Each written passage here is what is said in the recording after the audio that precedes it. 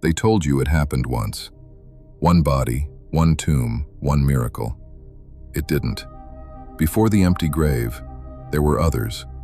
Gods who died, gods who vanished, gods who came back. That's not faith. That's a pattern. You were handed a story and told it was singular, untouchable, divine. But history doesn't protect belief. It exposes it. Osiris, torn apart, scattered, reassembled, resurrected. Horus, born from that resurrection, a divine son, a continuation. You've heard that before, but it didn't stop there. Dionysus, killed, dismembered, reborn. Attis, dead for 3 days, then returned. 3 days. That number wasn't random. It never is. You were told it was prophecy, a divine timestamp, but it was already in circulation, already believed, already working. That's the key. These weren't just stories, they were systems. Die, return, promise life after death.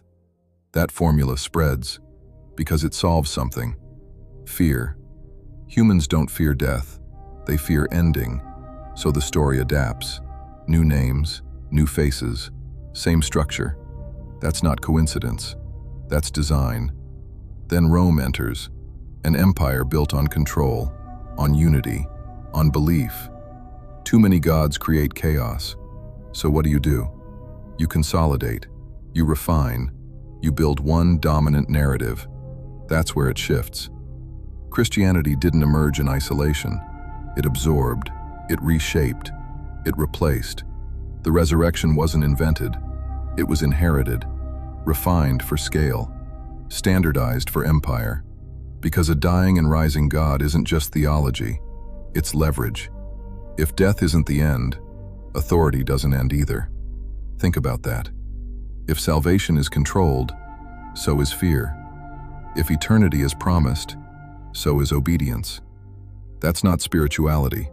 That's infrastructure. You were told this story was sacred, but sacred doesn't mean original, and original doesn't mean true. It means effective. That's the uncomfortable part, because once you see the pattern, you can't unsee it. Same structure, different names, same promise, different audience, same mechanism. That's not divine uniqueness, that's replication. The resurrection wasn't the beginning, it was the upgrade, optimized for a new world, a new empire, a new level of control. And it worked. Billions believed it, still do. Because the story isn't weak, it's perfect. Perfectly engineered to answer fear, to enforce order, to outlive scrutiny. But here's the fracture. If the miracle isn't unique, then the authority built on it isn't either. And if the authority collapses, what are you left with? No mediator, no guarantee, no script, just you and the unknown. That's what the system was protecting you from. Not truth, freedom. Because freedom doesn't come with guarantees. It comes with responsibility, and that's heavier than belief. You weren't just told a story. You were positioned inside it, taught where you stand, what you owe, what happens if you don't comply. That's not revelation, that's placement. And once you recognize that, the resurrection changes. It stops being a miracle and starts being a message, not from a god, but from a system that needed you to believe death wasn't the end, so you'd never question what happens before it.